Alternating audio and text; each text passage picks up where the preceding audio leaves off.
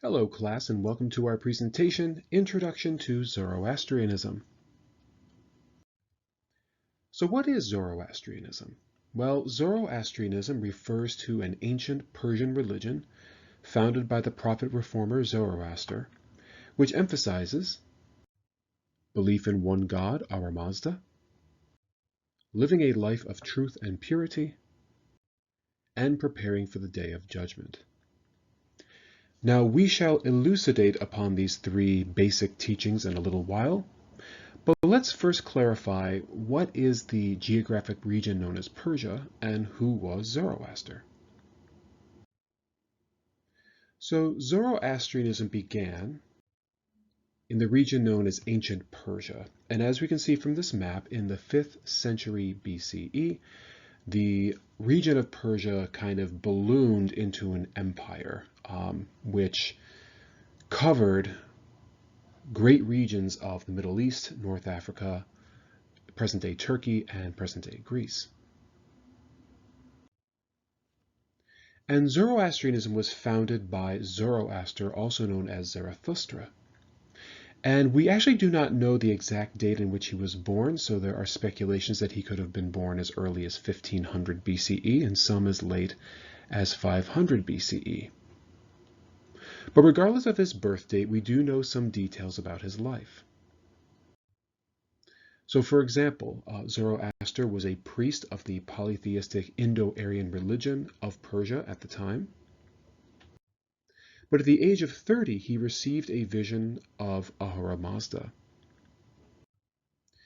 And after receiving that vision, he preaches a message of monotheism, that there is one God, Ahura Mazda.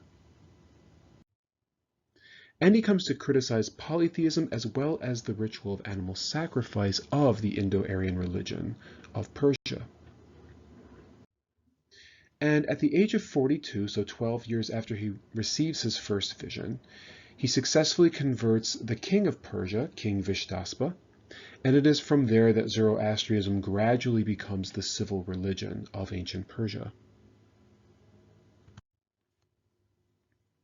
And the primary foundational sacred text is referred to as the Avesta, which is a collection of Zoroaster's teachings, as well as hymns, prayers, myths, legends, as well as rules concerning worship and ritual purification. So with this in mind, let's talk about these three primary Zoroastrian teachings. So the first of these teachings is that there exists one God, Ahura Mazda, which in the Avestan language literally means wise Lord. And Ahura Mazda is the creator of the universe and the source of light and truth. And he is described as all-knowing, all-powerful, as well as all-benevolent or all-good. And Ahura Mazda is accompanied by 7 what are called immortals or angels, called the Ameshaspentas. And the Ameshaspentas are the guardians of Ahura Mazda's sacred creation, and each oversees an aspect of that creation. So for example, Ashavahishta is the guardian of fire, whereas Spenta Armati is the guardian of water.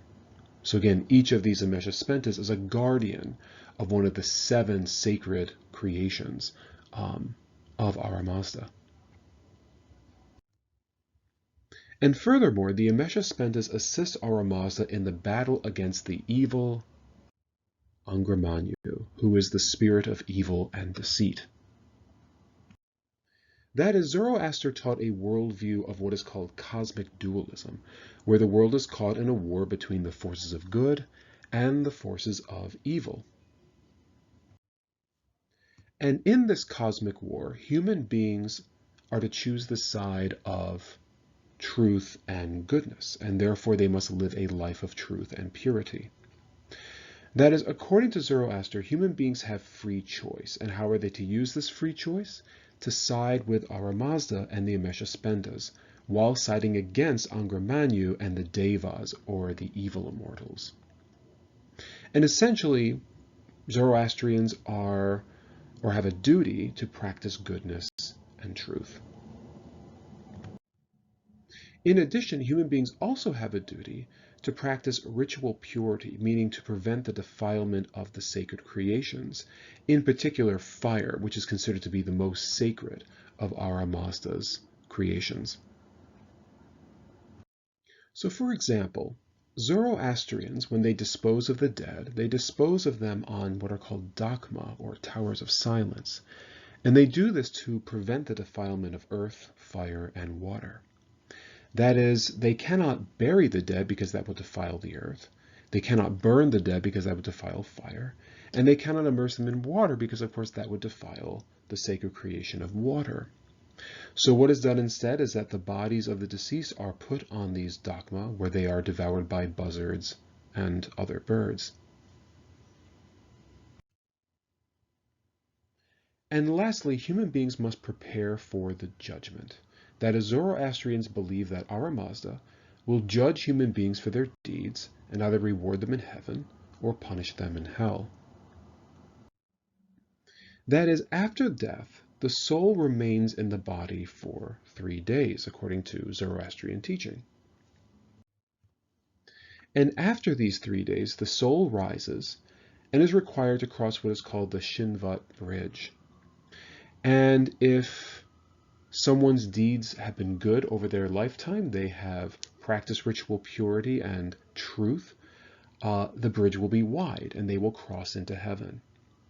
But if their deeds have been wicked because they have sided with lies and deceit, that is, they have sided with Angra Mainyu and the Devas, then the bridge will be very thin and chances are they will slip and fall into hell.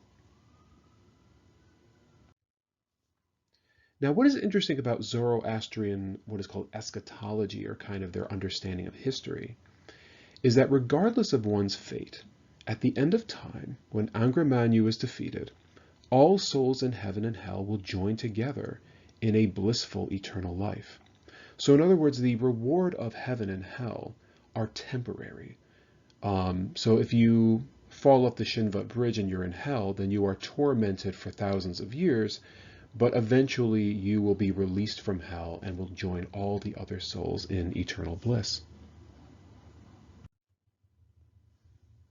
So what is going on with Zoroastrianism today? Well, Zoroastrianism declined in Persia after the Islamic conquest of the 7th century CE.